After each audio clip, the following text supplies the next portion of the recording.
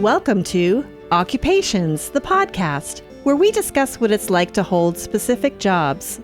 Occupations is brought to you by lotsofmaps.com, where you fulfill your vintage map gifting needs. Visit lotsofmaps.com. Hi, and welcome to Occupations, the podcast. Thank you for joining us. I have a great guest for us today. His name is Jason McNamara, and Jason works for the CNA Corporation, which he is the director of the Center for Emergency Management Operations, which is a lot of words. Jason, welcome. Thank you, Andy. Well, thanks for having me. A lot of words there in your title and all of that. Give me an idea of what is a director for the Center of Emergency Management Operations. Sure. So CNA Corporation is located in Arlington, Virginia. I live in Washington, D.C. and have for about 30 years now. There are two main parts of the company. The larger part works for the United States Navy and the Marine Corps as what's called a federally funded research and development center. So they kind of have their a specific contractual relationship with the Navy. My side of the company, a little bit smaller, we work with civilian agencies and pretty much exclusively in the public safety realm, justice and public safety and homeland security realm. So we break our side of the house into a bunch of centers. And as you said, my center is the Center for Emergency Management Operations. Just as an example, we also have a Public Health Preparedness Center, a Justice Research Center. So those are the types of things that we do. So again, I run the center, and our work mostly centers around emergency management at the federal, state, and local level. That's great. And how long have you been there now as director? I've been there. It'll be 10 years in July of this year. Great. Fantastic. Well, let's start at the beginning. Tell me where you grew up. I know it well, but tell me where you grew up. Yes, you do. Yeah, I know. So I grew up in Framingham, Massachusetts. I was born in Framingham, Massachusetts at Framingham Union Hospital. I actually just talked to the Framingham Heart Study today. Oh. Still part of that study. Wow. Yeah. So, and as Andy knows, I graduated from Framingham North High School in 1987 with this guy named Andy Jagalenzer. Go Spartans. And school was, I think we had a great class, and I really enjoyed it. I ended up going to college in Baltimore, Maryland, at a place called the Johns Hopkins University. Mm-hmm. I believe I went there with the intent of being a doctor. Chemistry cured me of that pretty quickly. So I kind of bounced around for the first 2 years and then started taking a bunch of sociology courses and political science courses and psychology courses. And the degree I ended up with was a sociology degree from Hopkins. But I did, in my last 2 years, spend a lot of time on public policy work and political science stuff. And I also, just as my work study job, I worked for an institute at Hopkins called the Institute for Policy Studies. And so got very interested in public policy, government operations, that type of thing.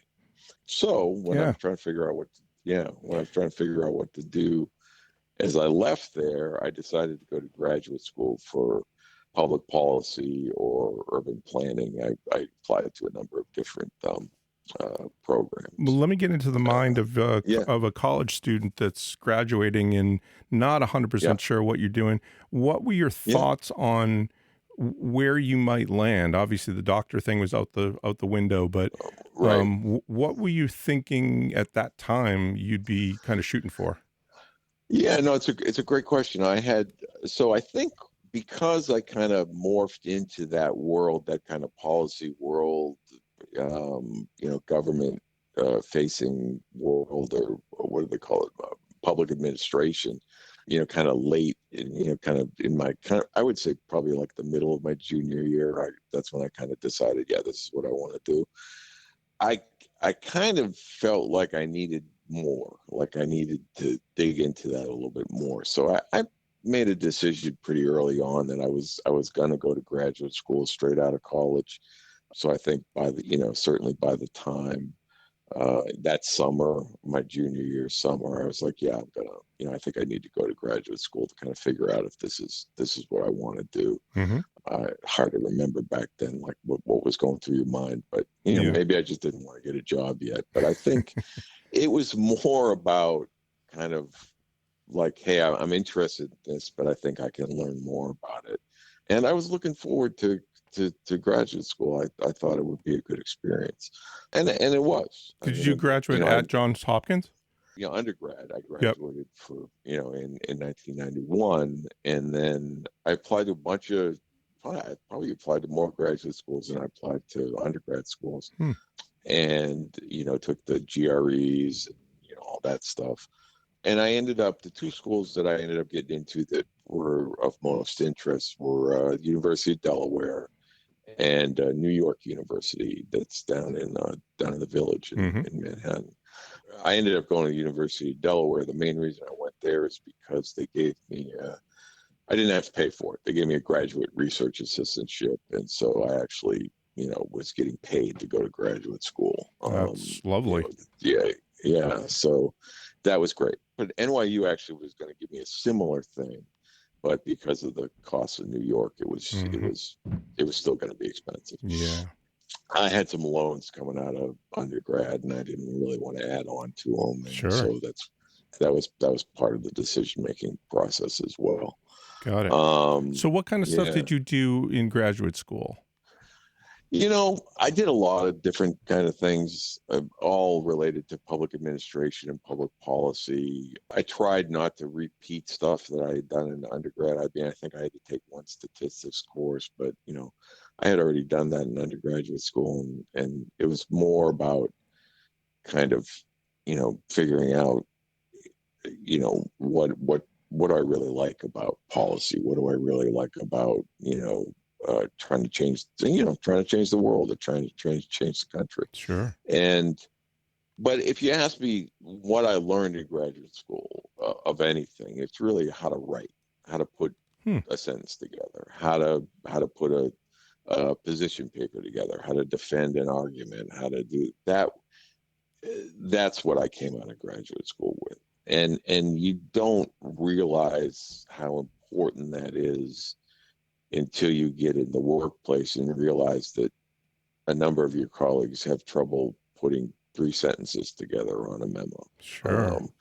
And it's a particular skill that not enough people have. Yeah. So that to me was my biggest takeaway. It taught me how to do things. One, how to absorb an enormous amount of material and be able to summarize it quickly and efficiently. And then secondarily, to be those summaries being easy to read, understandable, clear, that type of thing. So, that was, to me, that was the most important outcome of graduate school. I'd be one of those guys that can't put 3 sentences together, just to let you know. Well, particularly when you still, when you're in government or when you're in public policy, I mean, that is the currency. The currency is the paper that you produce and the positions that you produce, and, what can be published and what can be, given to somebody else, and that they can follow the directions that you've given. That is the main currency of the work there. So sure. It was more important than I think I realized at the time. But so even when you got out of graduate school, you still weren't sure that was the big takeaway.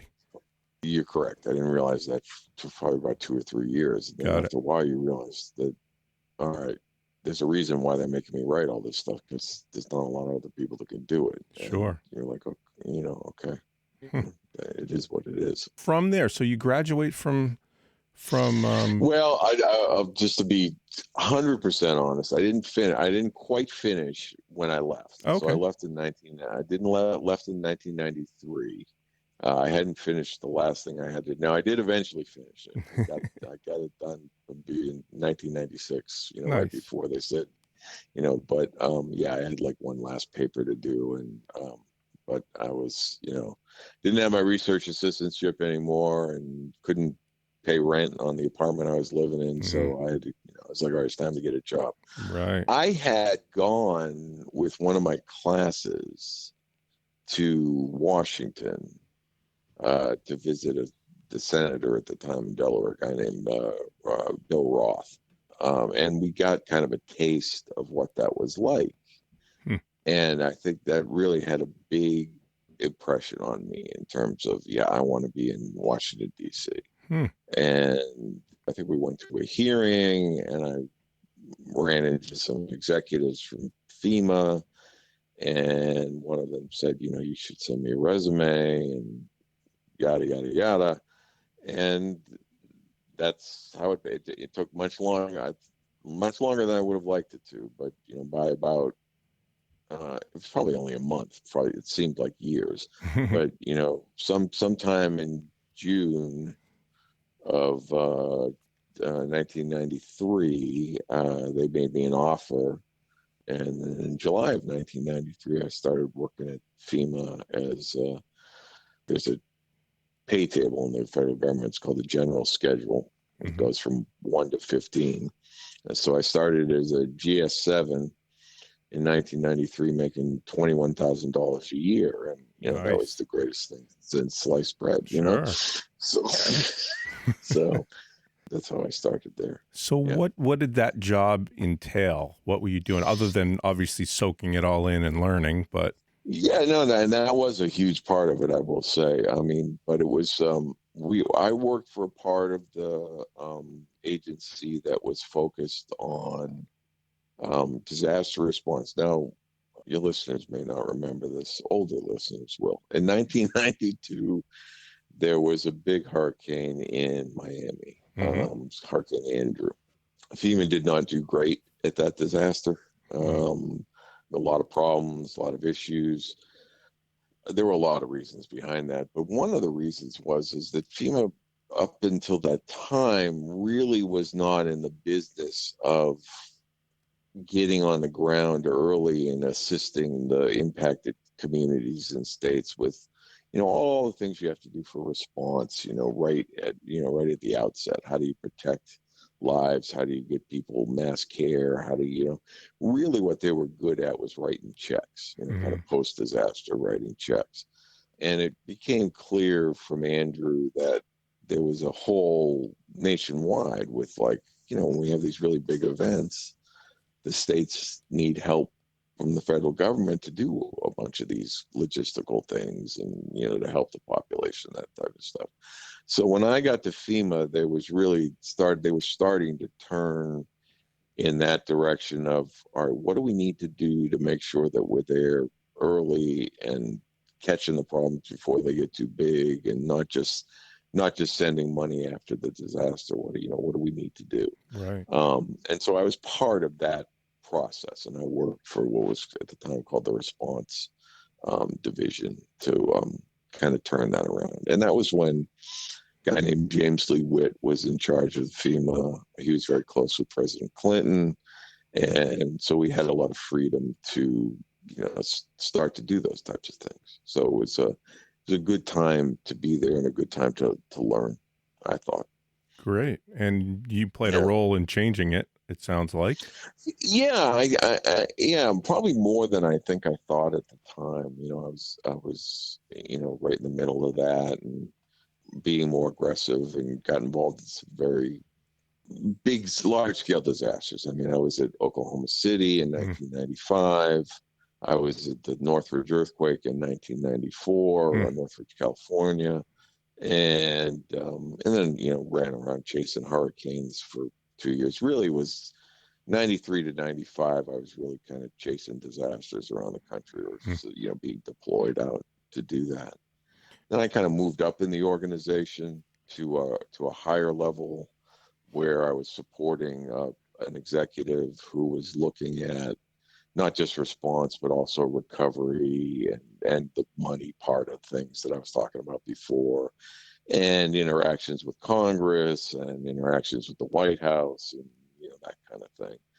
So kind of got a broader picture of that side of the business, and also how to kind of coordinate with other parts of the agency. Got it. And the dirty little secret in the federal government is there is a sub executive management level, and in the military they kind of call it the executive officer, and in civilian government it can be a bunch of different things: senior advisor, executive officer, special assistant, whatever you say. But anyway, those are the people that get everything done. Right. That kind of sub executive level are the people that you need to talk to if you want to get something done. And so I kind of became familiar with that workings, and working with those groups of people to actually move the bureaucracy when you needed to move the bureaucracy. Wow. So that was interesting. Yeah. Let's back up a tiny bit. Sure. Let's talk about FEMA as a whole before we go any further. Obviously, the management part is probably the biggest role, I'm going to assume, when it comes to that. I think for a long time, like I was saying, it was all about, kind of the money and making sure that the money got out after the disaster. But when you start talking about response and moving enormous amounts of commodities and people and setting priorities and that kind of thing, it is about management. And when you're talking about the federal government, that's not a small thing. And so, what you're able to do in that role at FEMA during a disaster is to be able to take your EPAs and your departments of transportation, your Health and Human Services, and your Army Corps of Engineers or the Department of Defense, and say, listen, we got a problem. Here's what we need your help with. We're going to pay for it because we've got this big disaster fund that we pay out of, and we're going to tell you what we need from you, and you're going to do it. And you're going to report to us every day and tell us what you're doing, and we're going to make sure that everybody is, moving the train in the same direction. Right. And when you're talking about that on a small scale, I think everybody could see that's it's important, but you let people take their own initiatives and they can get things done. It doesn't really work that well when you do that with large organizations. People tend to go off and, so it is a very important role, and it's not about who's in charge kind of thing.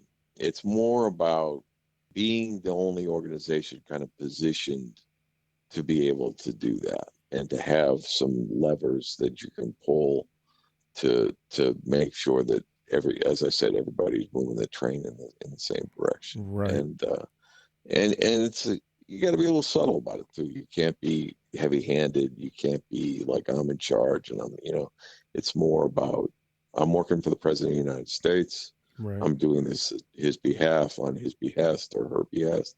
If you need a reason to listen to me, that's why you're listening to me.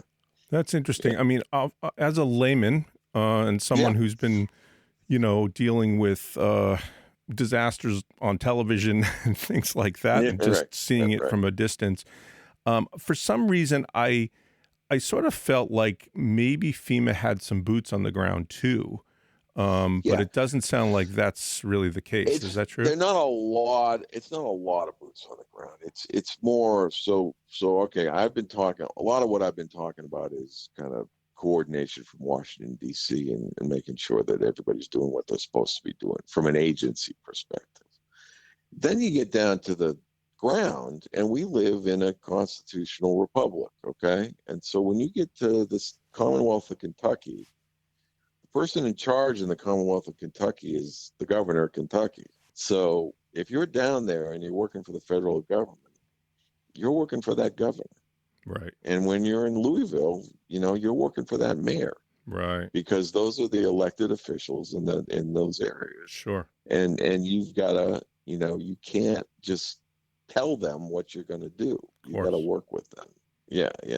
And so but the answer is, to your original question, there are people there, and there are people there to make sure that the assistance that the state and the localities need is getting there, and that it's being done in a way that is, where the states and the localities agree with the way it's done, it's meeting their priorities, meeting their needs, that type of thing.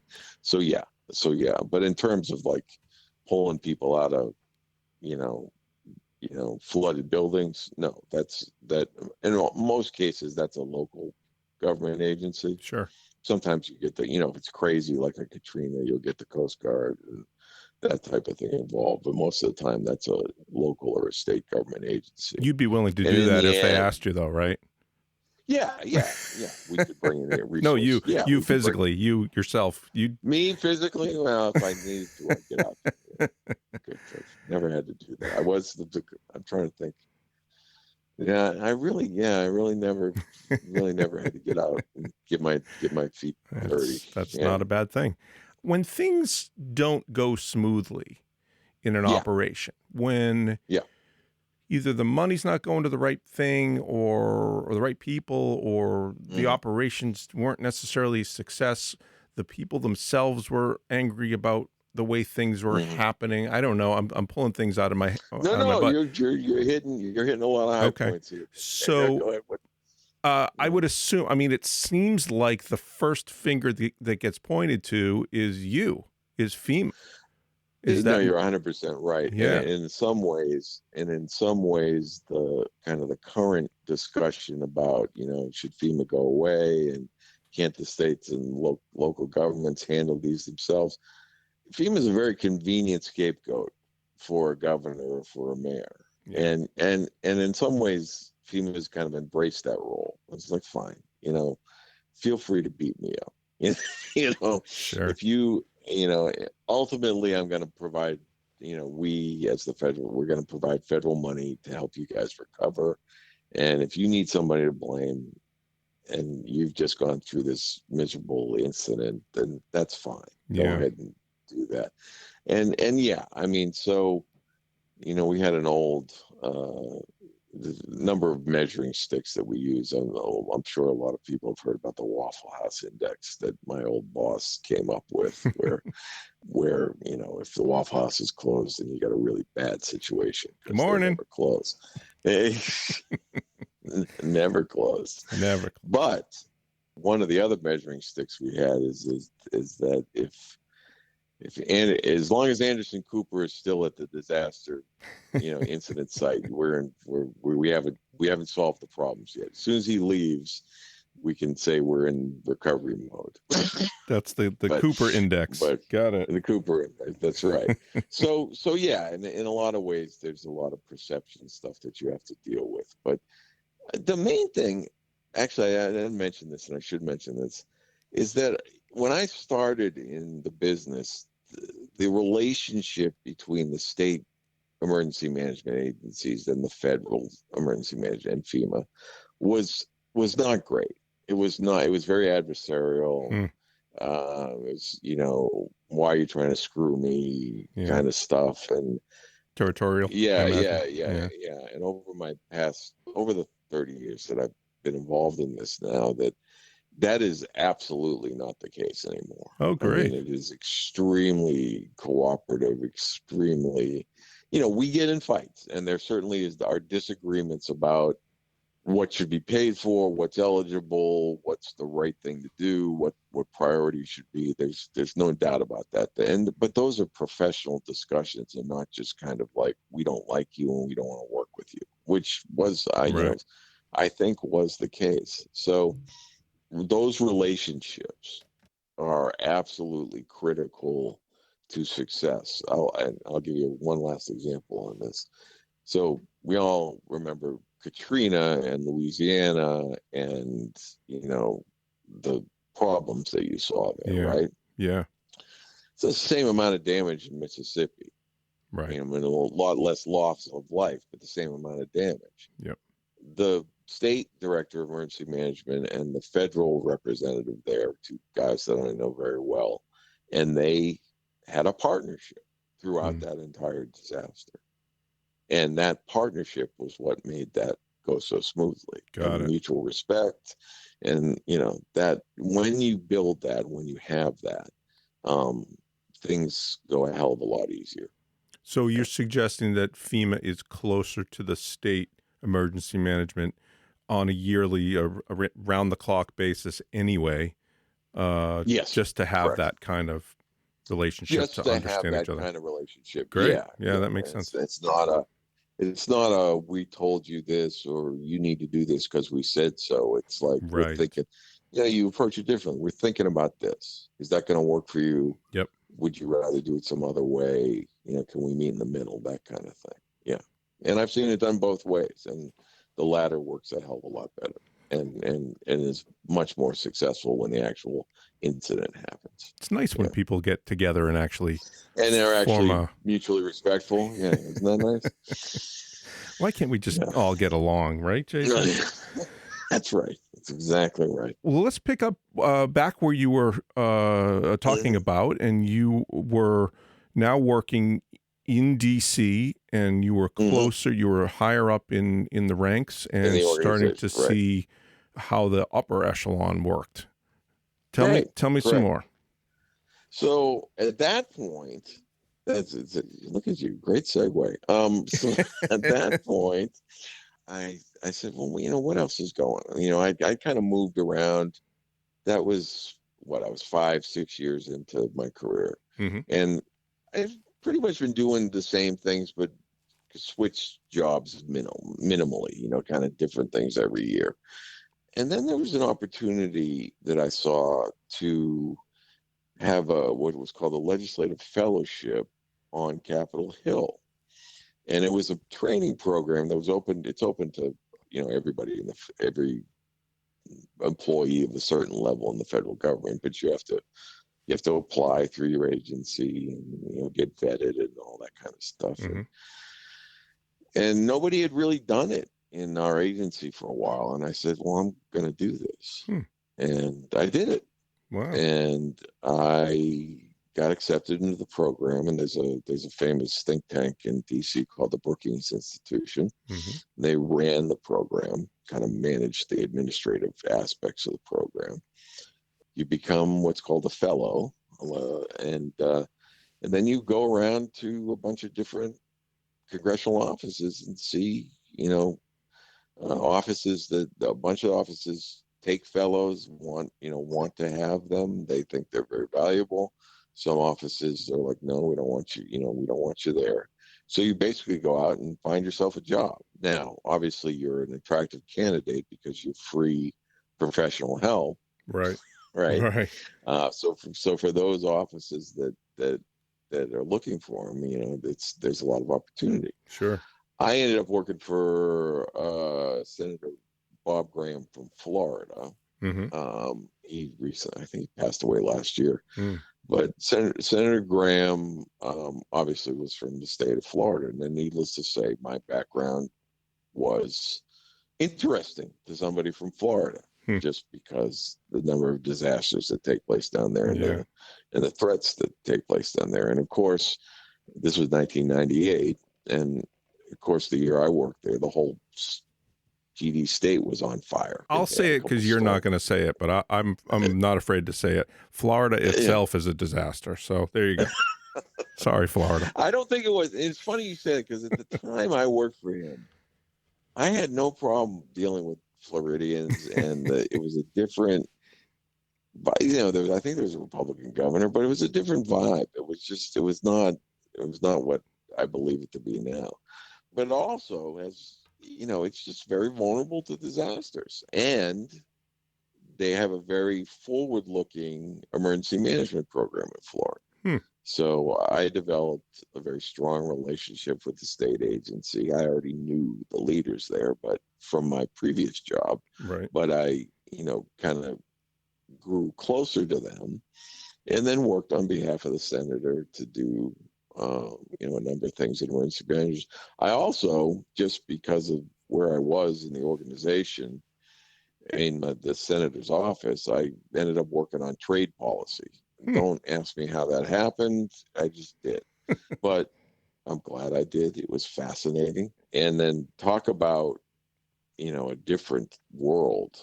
Capitol Hill is a completely different world. Yeah. And I had been in D.C. for, as I said, 5 years. Right. So it wasn't like I didn't know what was going on in the executive branch, because I did. But going to Capitol Hill and seeing how things worked up there was just, it is its own thing. It's completely its own thing. Yeah. So a little hard to adjust, but once I did adjust, it was a great experience, incredible experience.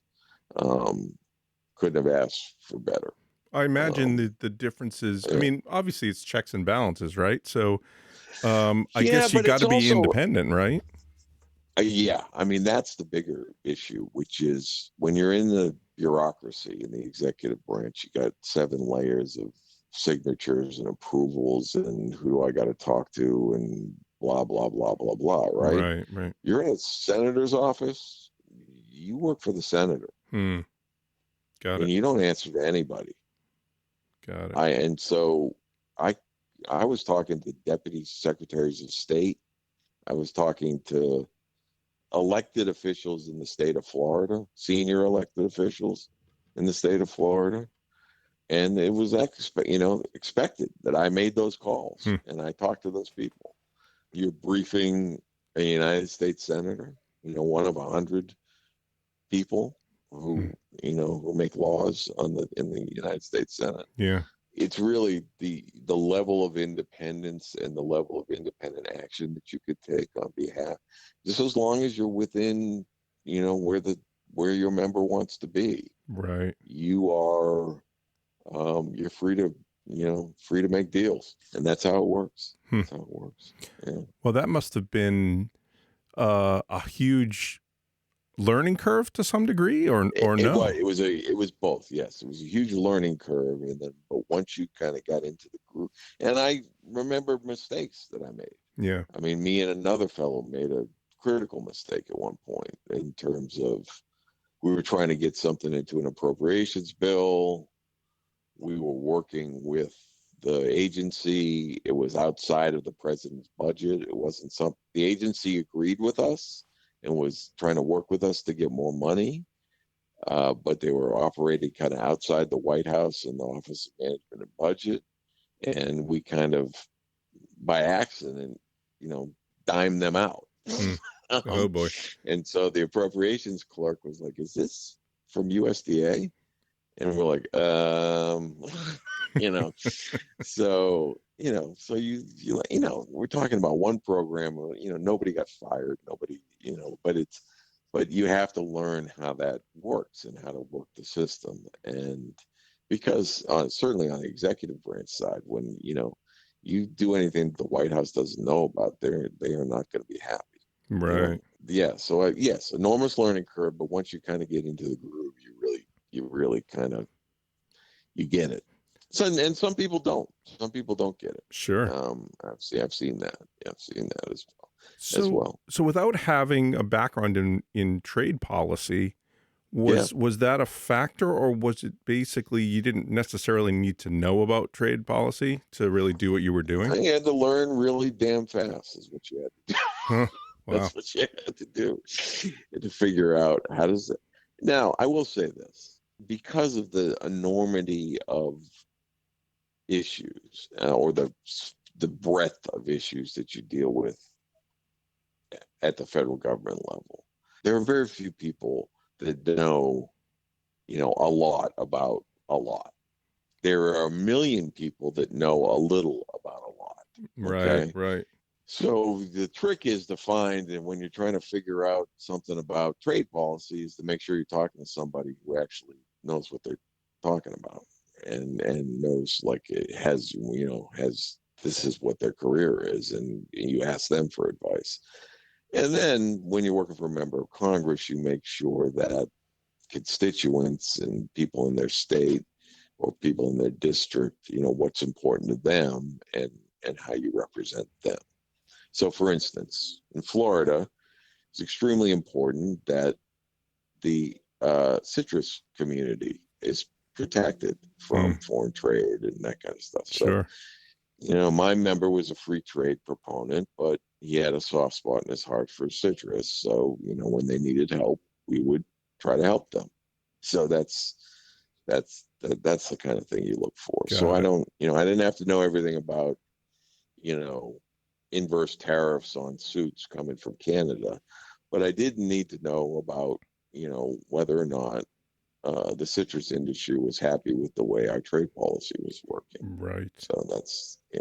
And I imagine you've got to become a big fan of orange juice pretty quickly if you're not, right? Yes, very, very quickly. Yeah. Yes. All right. Understandable.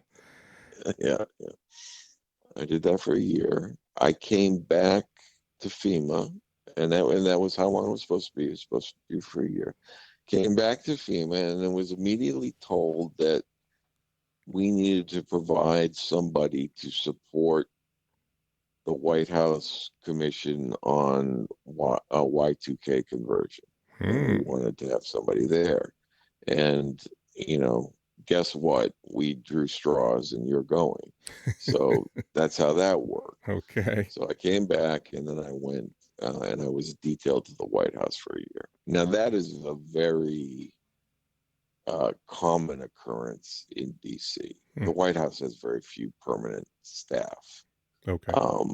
Now I don't know about this White House, so don't ask me about it. But we won't go there. In general, the White House has very few permanent staff, so there are a number of agency detailees that work in the White House for the various offices in the White House. So that was how I got involved in that.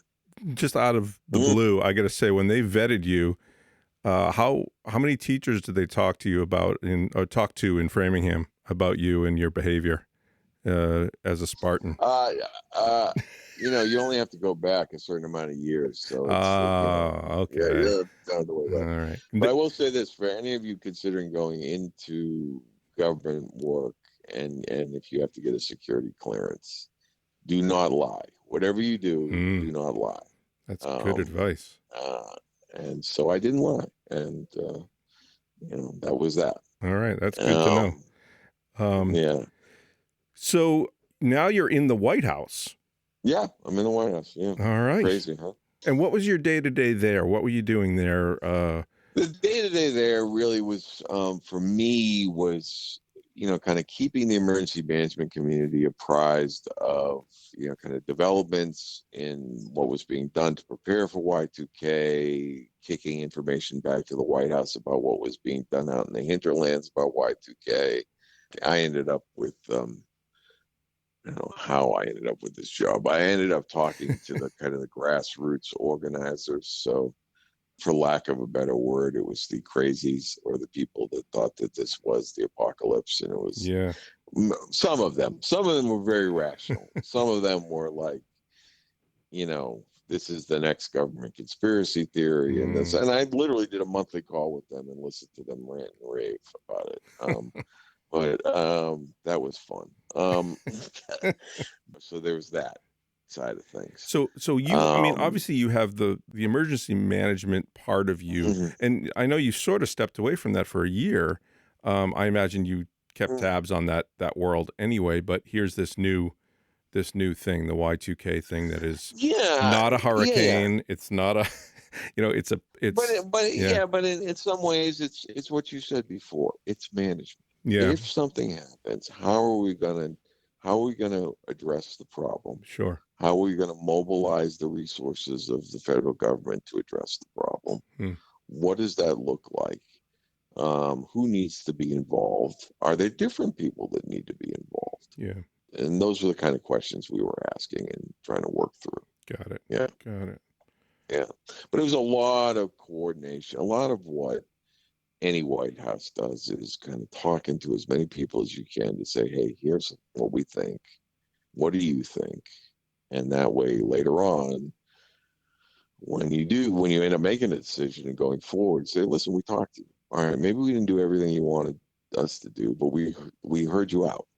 Okay? Right. So you got to give us at least that. We're not just kind of shoving things down your throat. Right. That was the approach of the White Houses that I've worked with. That's been the general approach.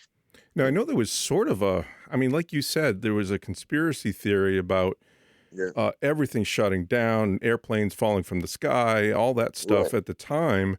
Were you tasked at all to try to calm that fear? Yeah, we were. And a lot of that was about what is going on, like what is actually happening. what are the fixes that are going on? What is being done to address this deficiency or potential fault in the code? Right. And there was a lot of money. A lot Yeah. of federal government spent a lot of money fixing their own computers to Right. make sure that they were, up to date. But I tell you, a long story short is we got to the end of the day, and yeah, there were a few things that went sideways. Sure. Very minor, in the grand scheme of things, very minor. Like I think some of the gambling machines in the state of Delaware, wouldn't work because Oh, the no. code wasn't updated. Oh my God, But literally at the point, that it happened, and or the point that we turned into the year 2000 and started looking at everything, we were like, we need to find something that broke just so we could prove that this actually was a thing. Huh. Wow. Okay. That was where we were at that point. Got it. Like, Got see, it. this was real.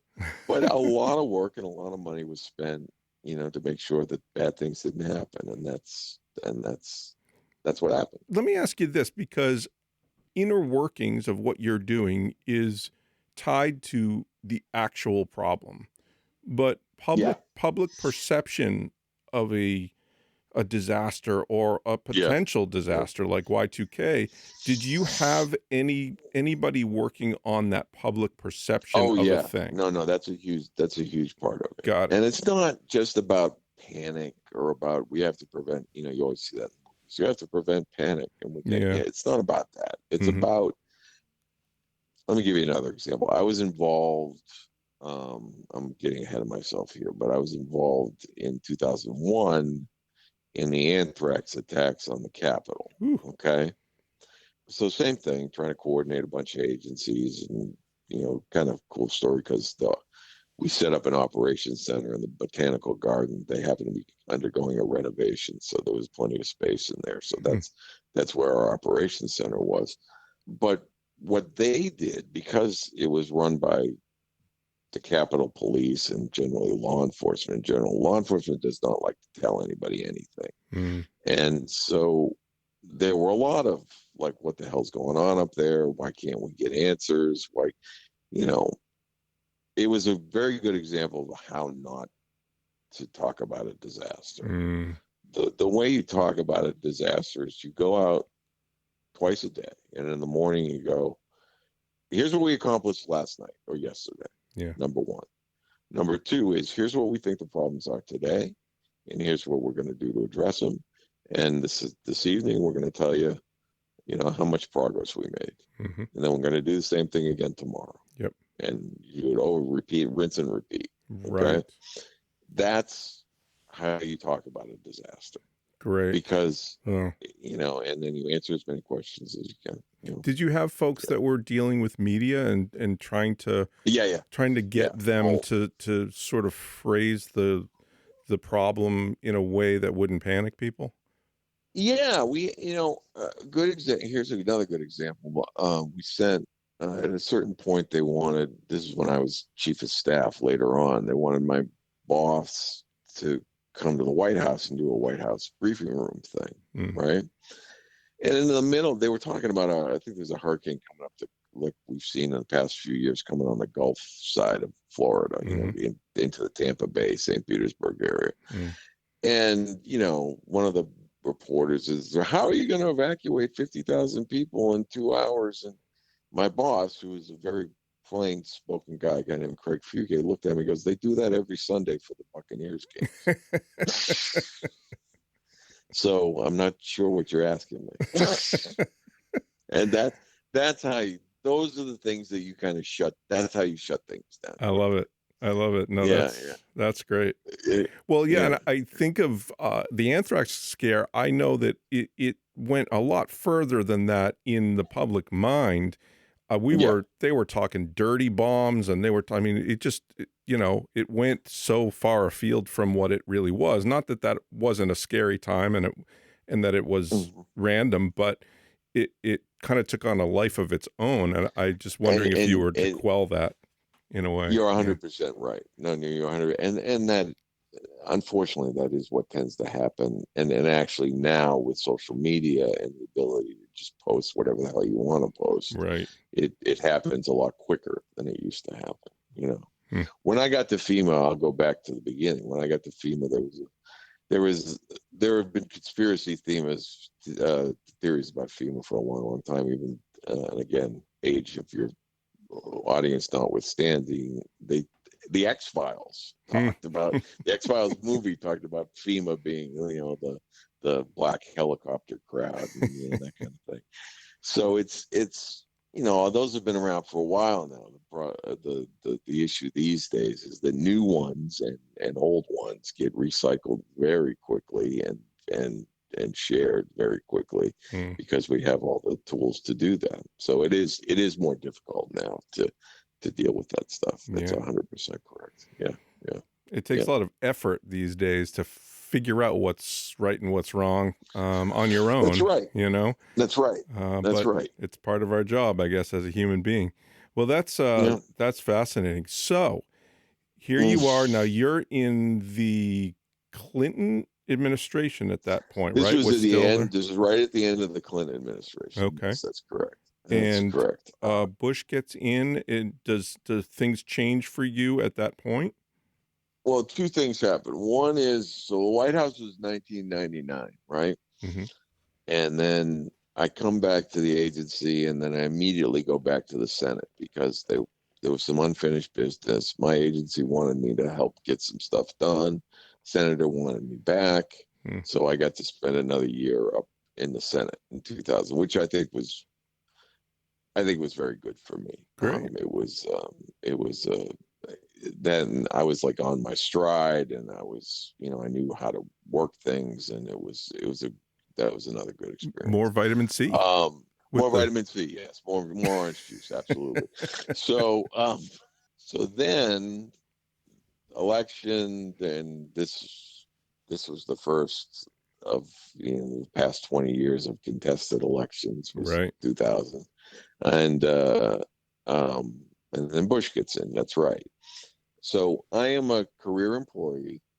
I obviously have Democratic stripes on me because everybody knows I've worked for a Democratic senator, and they know I was close with FEMA with Director Witt, James Lee Witt.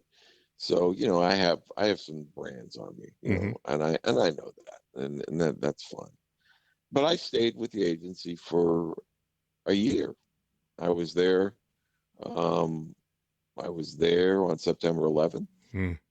I worked in the operations center at headquarters for the whole September 11th disaster. And then, as we were talking about before, I went up to the Capitol to work on anthrax.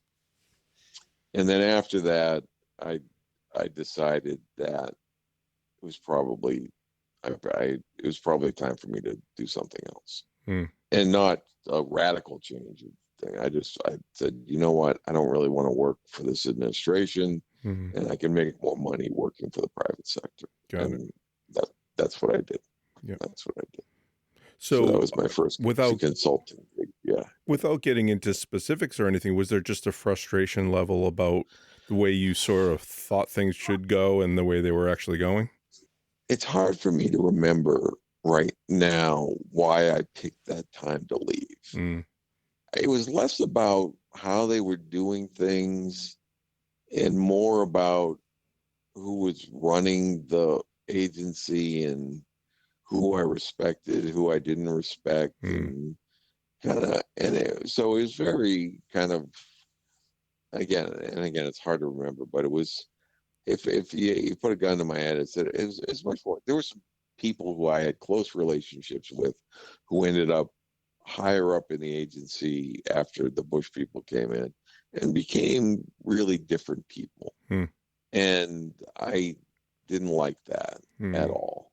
And there were a few of my colleagues who had to undergo inspector general reports, about their travel, or, just kind of, for lack of a better word, just being harassed. And I was like, you know what? I don't think I want to hang around for this. So Got yeah, it. that was, I think it's more of that, because I think from an actual operational perspective, I think things kind of kept going in the right direction, Yep. um, or generally in the right direction. But more to come on that when we get to Katrina. Well, let me ask you this. So when there is a regime change from one party to the other, and Yeah, I yeah, know you dealt with that was your first regime change.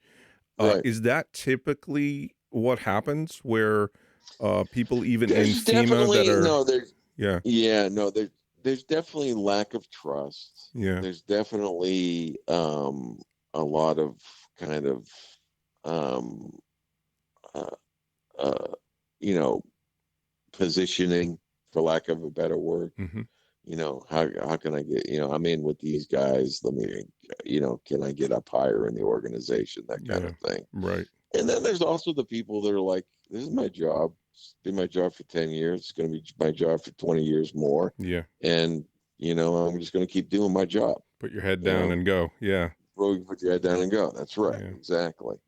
So you try to get as much good work done as you can. But there's definitely people that, and I might even, some would probably put me in that category. Had I stayed as a career employee, and then when Obama came in, I'm sure I would have used that to my advantage. Yeah. Where Sure. can I get in this organization? Lotsofmaps.com. Vintage, local, national, and world maps for an affordable price. 99% of our maps are $25 or less. Great as gifts. Frame them or put them under glass for your home, vacation home, or as a memory of a special place. Lotsofmaps.com. So off you went into the private sector. Right, right. And so then I learned how to be a government contractor. Hmm. In terms of transitioning and learning how to do something, that was as big, if not bigger, of a transition than going to Capitol Hill. Hmm. It is really just a different world. It's a different approach. It's particularly in the profit making world. It's different. You're driven by different priorities and Sure. different metrics, and what you're measured on, what your worth is, that kind of thing. And the first company I worked for was SAIC, and this was like two versions of SAIC ago. Um, but they treated me well. It was hard. There were a lot of expectations at that time in the private sector. In the post 9/11 world, everybody thought there were, billions of dollars out there for the taking. Hmm. And it took a while for that to happen. Right. But there were a lot of expectations from senior management about, how much money should be made and how that money, you know, how quickly that money should be made. So there was a lot of pressure there. But, I learned how to manage a for-profit project, and how to deal with government contracts and write proposals and all kinds of different things. So don't regret my time there at Was all. there still emergency management in that position for you? Yeah, a little bit more Homeland Security heavy, Okay. as was everything at the time. Right. um, Right. but yeah. I mean, that was still the main thing I was doing. Got Yeah, it. How long were yeah. you there for? Now we know. I was 18 months, Okay. and then an opportunity came up to work on the Hill again for the House side. Huh. And as I said before, I worked on the Senate side, but now I was going to be working for a committee on the House side, Huh. the Homeland Security Committee. Wow. And I said, yeah, that'd be very cool. And so I did. That's great. So I did that, and worked on emergency management issues and kind of post 9/11 preparedness stuff, Yep. um, for another 18 months.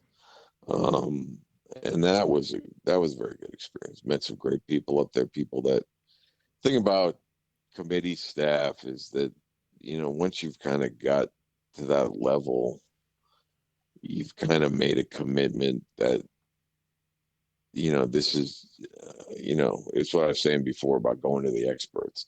You've got a staff full of experts on particular subjects, Mm-hmm. in most cases, and those people tend to stay in the business. So Right. one of them happens to be my wife right now. Ah.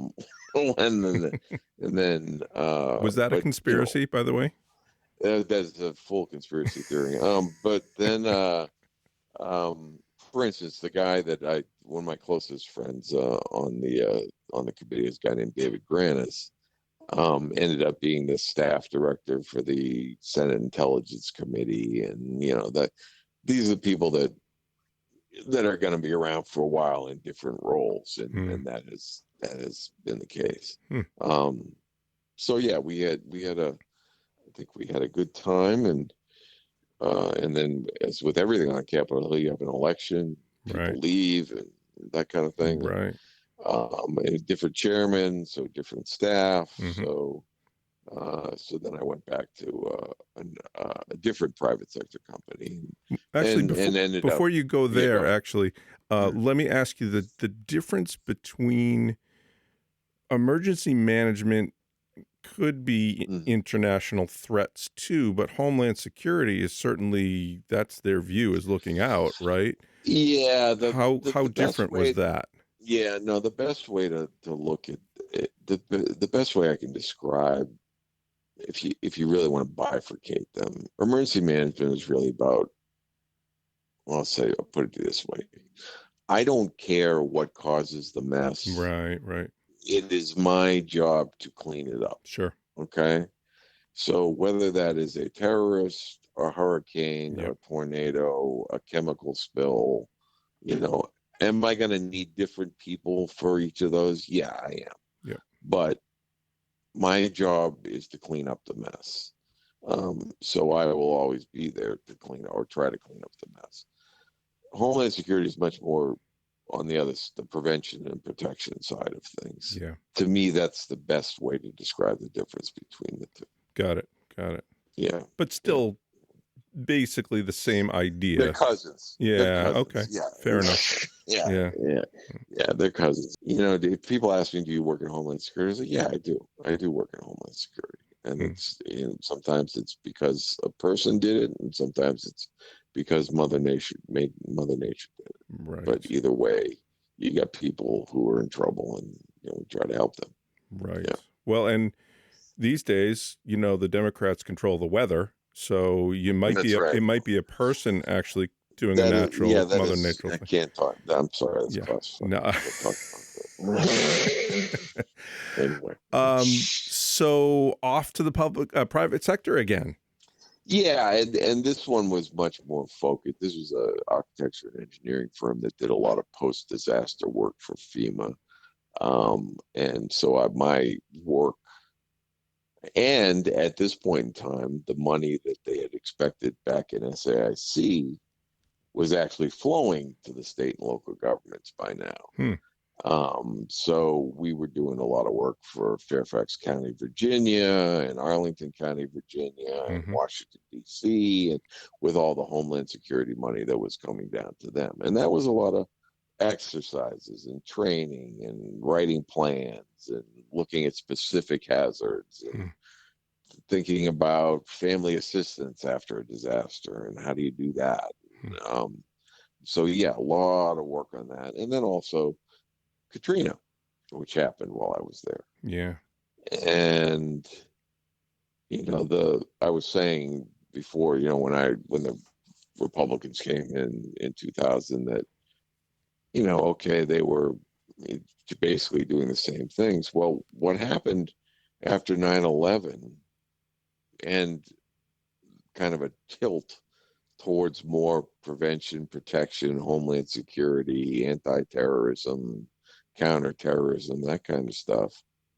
A lot of the money that was going out to the states and localities, well, that's what you have to spend it on. Right. And, a state like Louisiana is saying, I'm a lot more vulnerable to a hurricane than I am to Al Qaeda. but you want me to spend the money on Al Qaeda, right? Right. Right. Hmm. So when Katrina hit, and it was clear that a lot of the I'm trying to think of a good sports analogy for you. The pitchers that were pitching were not pitching emergency management pitches. It was all Homeland Security pitches. So all the batting practice that FEMA had was related to Homeland Security. Okay, so And it wasn't a money issue as much as it was just out of practice and not really knowing how to out of handle things. practice and Yeah. out of focus. Yep. And it wasn't the focus. Yeah. So Katrina was a kind of a very good example of what happens when you kind of leave one issue by the wayside to focus on another issue. Right. And then you had a bunch of people at FEMA who were dead focused on Homeland Security stuff and didn't really do a great job at dealing with a major natural disaster. Yeah. And very frustrating for me because, as I was said way back when we started, this is what we were building in the 90s. It's like, how do you be a better response agency? Right. How do you make sure you save lives? How do you make sure you support the response for the state? And that seemed to have atrophied, to say the least. Yeah. And it was frustrating. But I worked in FEMA headquarters as a contractor for several weeks, if not like a month, trying to help them dig out of that problem.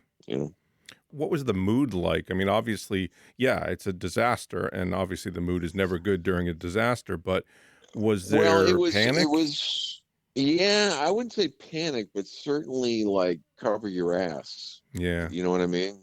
That type of thing. So Sure. it was, very, it was clear that things were not going well, and it was clear that somebody was going to get blamed for it. Yeah.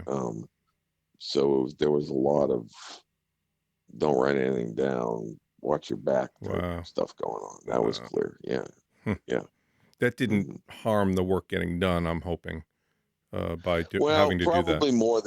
Probably more than you would have liked it to, put it that way. Well, I mean, the best way I can say this to you is, if I was king for a day, if I was FEMA director when this happened, right?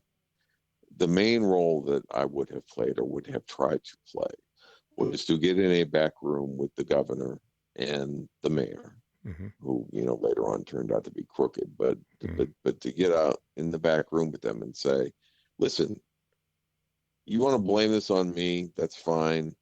You want to beat me up later on, that's fine. Right now, we're all going to walk out in front of the press and sing Kumbaya together and talk about how we're going to work together. And they didn't do that. Wow. They didn't do that. Yeah. And as soon as you start pointing fingers in a disaster, that's when nobody's willing to take responsibility for what's going on. And that's what happened. Yeah. That's what happened in Katrina. And it's unfortunate. It's unfortunate. Do you feel at this point that the government has done enough for those people post Katrina?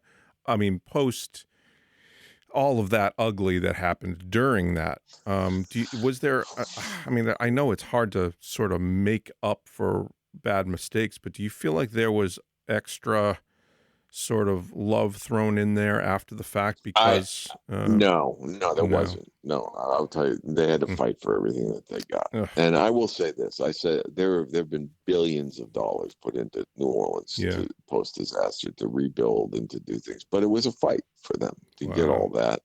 A fight for them to actually do things that made a hell of a lot of sense, but because of bureaucracy or because of kind of established rules, it was the laws had to be written to rebuild in a certain way, like without going into great detail. The basic FEMA law is like, okay, if a public building gets knocked down in a disaster, you can rebuild that public building and we will pay for it. Right. That is a very simple explanation, but that's basically what it is. Okay. You got New Orleans post Katrina, where half the population leaves and many of them are not going to come back, and Right. you've got a bunch of schools that are damaged. So why would you put the school back right where it was? The populations move. There's different people there. Right. You might not need a school there. Maybe you need a school somewhere else. Maybe you need, maybe that school wasn't a good place to begin with. But and so why can't we give them the money for that school? Estimate how much that damage was or how much, and have them rebuild somewhere else. Right. But it's literally a special law had to be written to make that happen. A lot of things have gone into Jim. But to answer your question, there was a lot of assistance provided post Katrina, a lot of money. Sure. But I would say that they had to fight for it, but they're definitely better prepared today than they were back in 2005. Sure. So we can feel good about that, or partially good about that, I think. Yeah. This is all incredibly fascinating to me, and I seriously, I mean, it's great to get that inside eye. And I actually forgot that we were doing a podcast about your job and not necessarily about Katrina. Not about disasters. Yeah, exactly. So maybe we should get back to that, I guess, would be a good idea. So you were back in the private sector for... I was back in the private sector so that was from about 2004. And then in 2009, this state senator from Illinois got interested in becoming the president because of my connections to Democratic circles and because of my wife's connections to Democratic circles. I got asked at the time, actually by both the Clinton campaign, the Hillary Clinton campaign, and the Obama campaign, to just participate in some policy groups and talk to them about emergency management, what's important and what's not important, to help set up meetings between candidates, staff, and the major emergency management associations, and all of that kind of stuff, right? Without getting too political, though, right? Without getting too political, right? But wanting to help, and certainly, and just to be honest, wanting him to win. So what can I do to help? Sure. So did a bunch of that, and then he wins. Hooray! And then it was like, okay, well, who do we need to hire to run this agency? And, what's, what should it look like? And yada, yada, yada. And can you help with that? Yeah, I can help with that. So then I called around to a bunch of people I knew and asked them whether or not they were interested in that job. And my only role here is to find out whether you're interested and put your name on a list and, send it to the right people. Right. And that's what I did. And then what I also said when I was doing that was like, should this turn into anything, I would be happy to help you in any way that I can, and left it at that. You didn't put your name on that list, per se. I did not put my name on the list. So I said, but to all the people I asked, I said, anything you need, I'd be happy to help. Sure. And, it kind of got near the end, or near the kind of like the, kind of the probably December time frame or January time frame. I was talking through candidates with somebody, and we were probably down below the top level and talking some lower level folks. And I think I said, I nobody's asked me, but if anybody's interested, this is the job that I would want to do. Yeah. And that was that. And then the next thing I know, I was like number one with a bullet for that job. Wow. And I was like, okay, well, that's, okay. Which was a little interesting because, and this is inside baseball here, was that, Secretary Napolitano she got chosen very early to be Secretary of Homeland Security by, right after the election. she brought in this whole crew of folks from the governor's office in Arizona that we affectionately refer to as the Arizona Mafia, who were filling roles in the different sub DHS agencies. Mm-hmm. So somebody over in TSA, somebody over in Customs and Border Protection, and somebody over at FEMA. With the intention of those people were going to be the chiefs of staff for those agencies, for those sub agencies. Mm-hmm. But I got pushed by some senior people, and I ended up in the job as chief of staff for FEMA. And the guy, they asked me who I would recommend, and they were interviewing a bunch of people, and I said, well, there's really only one candidate, and it was, Craig Fugate from Florida. And I said, but I know you're going to talk to a bunch of people, but Craig's really the only one that I would trust doing it. And that's who they picked. And then so Craig and I got announced on the same day. I didn't have to go to the Senate to be confirmed. I think I started work at FEMA on like March 14th, and then spent my first 2 months, getting Craig through the confirmation stuff, meeting with all the senators, doing the hearing, and blah, blah, blah, all that kind of stuff. Right. And then that was that. And then I worked there for 4.5 years. Wow. Yeah. That's amazing. So what kind of stuff were you as chief of staff? Chief of staff, basically, I'm responsible for everything that comes through the administrator's office and responsible for all the executives in the agency. So, so my main job was to know everything that was going on, right, and to be able to answer questions from Homeland Security, from the White House, from Congress, to deal with personnel issues, to deal with legal issues, to deal with, it's not an easy job. It also was probably the greatest job I ever had. So I'll just put it to you that way. So you actually don't have an enormous amount of power. You have an enormous amount of power within the agency. And it's fun to be able to pull levers and actually see things happen. Yeah. But it was more about, what does this guy want to get done, like this guy being Craig, and how do I help him achieve those goals? In the 4 years you were there, my memory doesn't, serve me well as far as remembering what kind of disasters were happening at that time. Maybe you can refresh my memory of what we were dealing with. The biggest one was Sandy. That was the biggest one. Yeah.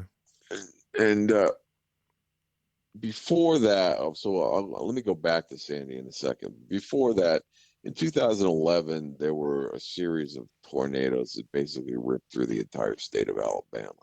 That was fairly significant. And then it was just kind of like 2009, I don't think was that bad. 2010 was just, if I remember correctly, I think we had more just declared disasters in 2010.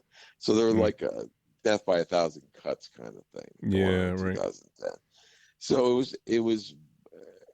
We really spent 2009, 10, and the beginning of 11 trying to kind of rejigger some things to make ourselves more efficient, more effective, more competent in the eyes of the White House, kind of really build our reputation and our competence, around the interagency community. That's really what happened at that point. And then kind of the culmination of that and the proof of that was Sandy, because you had this major disaster in a major metropolitan area, days before the presidential election. And you screw this thing up, and there's a bunch of Democrats in New Jersey, New York that might not vote for your guy. Right. I tried to keep the election stuff out of my head because that was going to happen one way or the other. Right. Right. But it was, it was a big disaster in the most densely populated area of the United States. And because of all those things we had done in the previous 3 years, the president had kind of implicit trust in our ability to do it effectively. So much so that while the disaster was going on, he asked Craig to stay for the next 4 years. Wow. And said, listen, I'm going to win this election and I need you to stay with me. So wow, that's where we were. So to me, that was the success. And then kind of post that disaster, because of our success during the disaster, we were able to pass legislation that made some major changes to how we did business that we had been trying to do for 3 or 4 years. Got it. And we're able to do in the aftermath of that disaster because of our credibility. So that was so it often takes an incident to change things in my business, but it certainly helps if you do it well and can claim a level of competence there. Sure. So that was kind of the end game on that one. Yeah. You hear a lot of things about, especially when it comes down to close to an election where both sides are fighting hard and, something like this pops up where you have a Republican governor, Chris Christie, who seemed to put all of that aside to make sure that his state was taken care of. Was there ever a fear of, oh boy, is it possible he may be antagonistic? Well, or just trying to, I don't want to say sabotage, but submarine you. Yeah. No, I mean, that's fine. Yeah, no, I get it. I will tell you this. I have not personally experienced that. Yeah. And even a guy like DeSantis, right, you don't see him beating FEMA up that bad. That's good. And now I think in Florida, it's very clear that if you screw up a disaster, your political career is over. But right. I hear what you're saying. What I have experienced from the most right-wing Republican governors is that when we do a good job, they are more than willing to tell us, we being FEMA, royal we, they are more than willing to say that publicly. Particularly when we show the partnership and the cooperation and that kind of thing. It was I told you about the tornadoes in Alabama. Yeah. The governor at that time, I can't remember, Bentley, I think his name was, very hard right Republican. And I think he was on Fox News ripping the president for his immigration policy or something. And they said, well, what about the disaster if he means, no, he was doing a great job, a great partnership here, yada, yada, yada. And that has thankfully been my experience. I mean, one of the governors who I was closest with and felt, an affection for, he was a really nice guy, was Haley Barbour from Mississippi, former chair of the Republican National Committee. Nicest guy you've ever want to meet in your life. And at the time I was in my position, we had a very good relationship. That's great. And was happy to try to help him with whatever. And he understood, you can kind of throw, when public safety is involved and you're trying to get people back on their feet, then that's what's important. Right. And so, now having said all that, who knows what happens in this current environment? But luckily, I've never had to deal with that. Well, it's a new world for sure. But yeah. So you left after 4 years. What went into that decision? Was there? It does get tiring. It does get kind of overwhelming. It's not the best compensated position in the world, particularly for the level of things that you're being expected to do. Sure.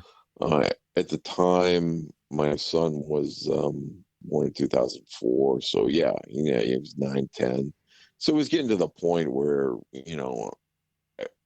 he was, I'm trying to do something with him on the weekend, and I'm spending it on the BlackBerry. We used Blackberries back then, so it's like, Yeah. he was noticing it, and I'm like, it, I don't know if it's worth it anymore. Right.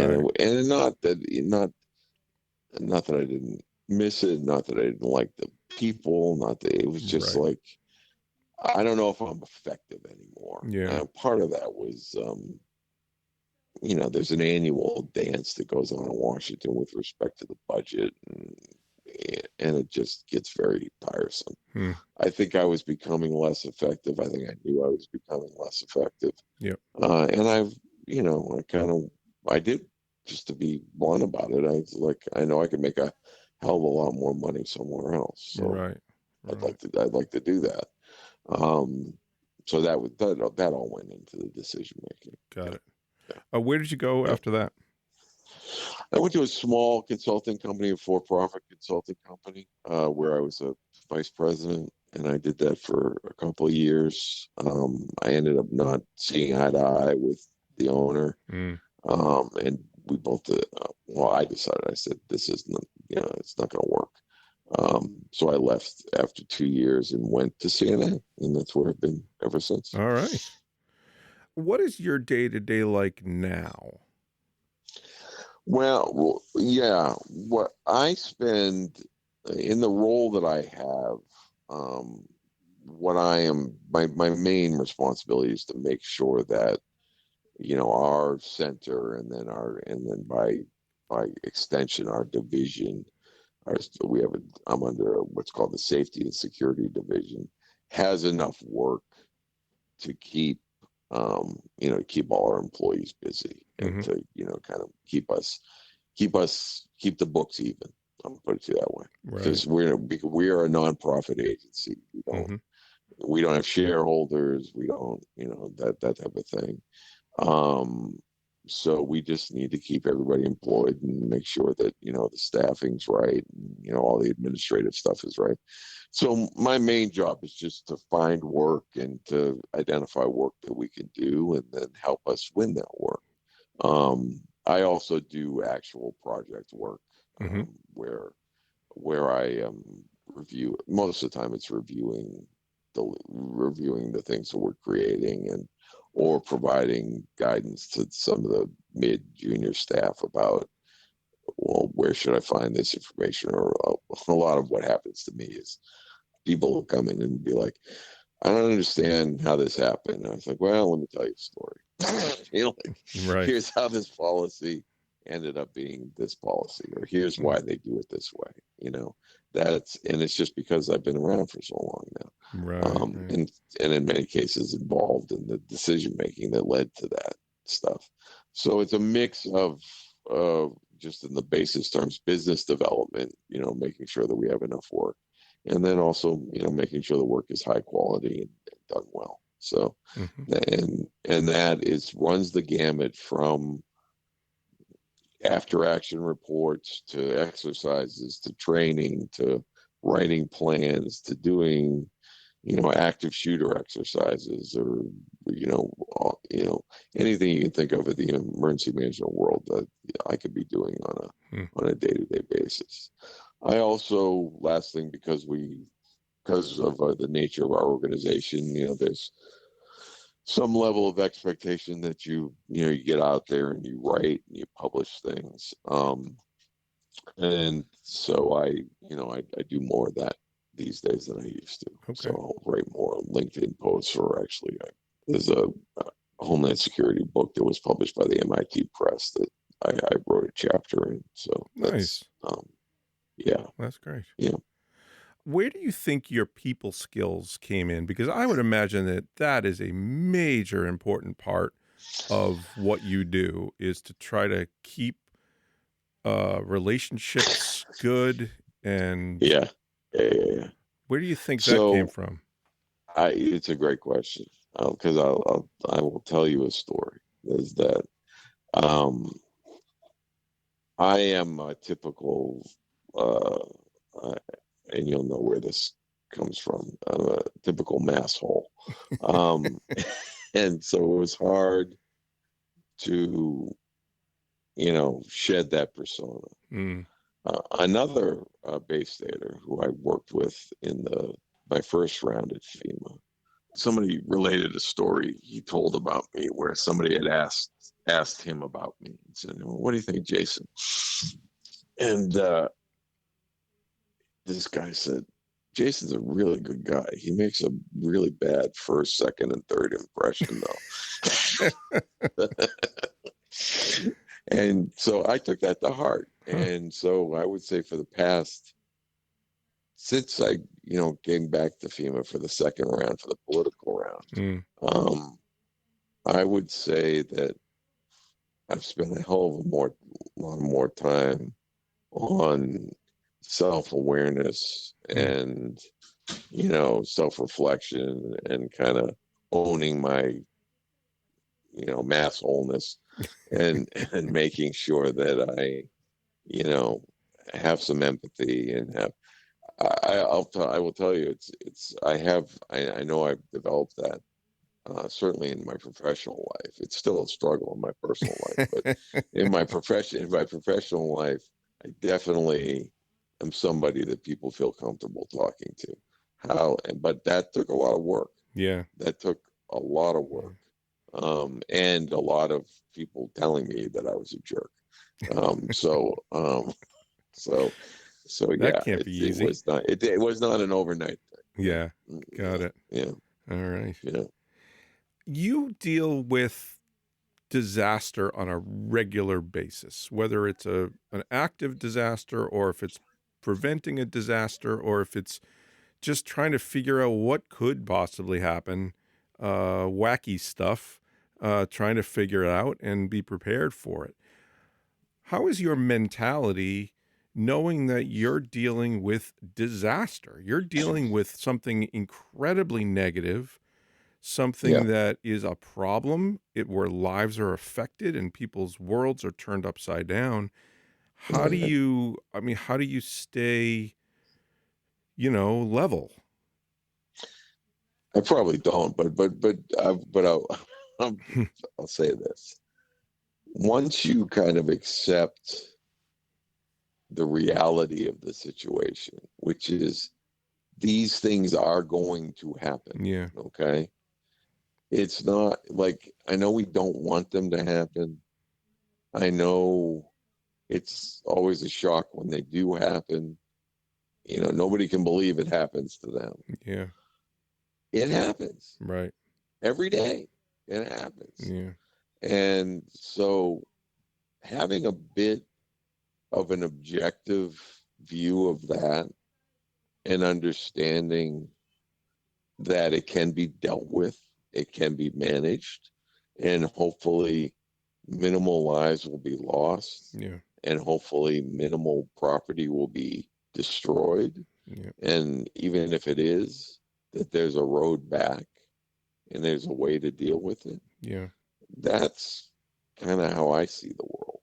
And then if you take it a step further, which we haven't been able to do as a nation, which is to say, you need to accept that this is going to happen, and you need to do things about that now.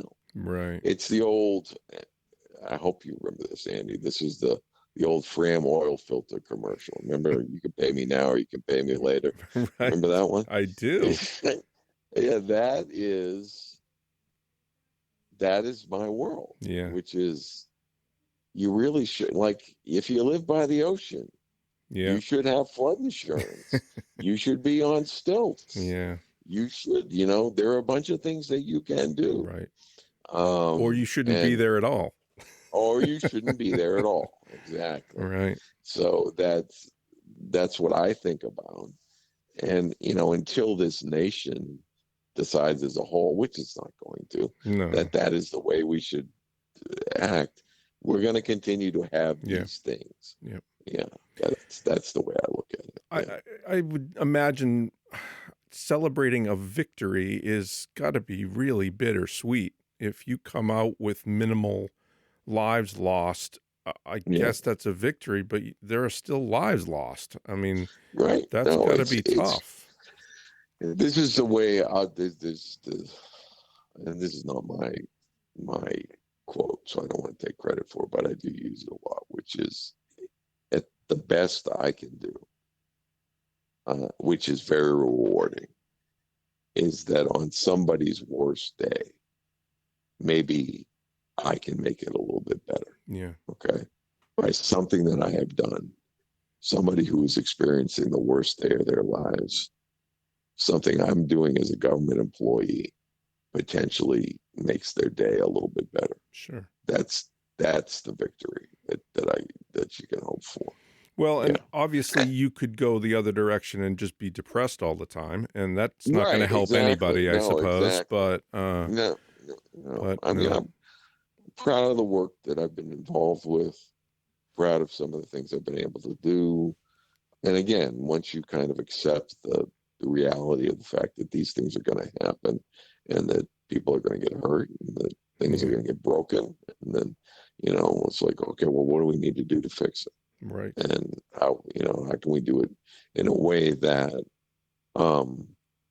doesn't necessarily lead us to down the same road, next week, right, when it happens again, Advice for people that might want to go, I want to say the same route or end up in the same.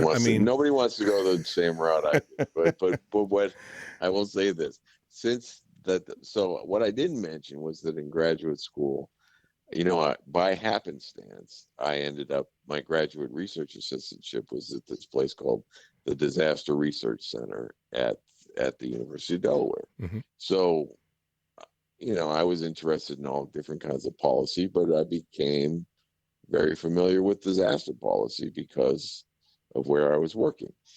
And so that's how I kind of ended up in my profession.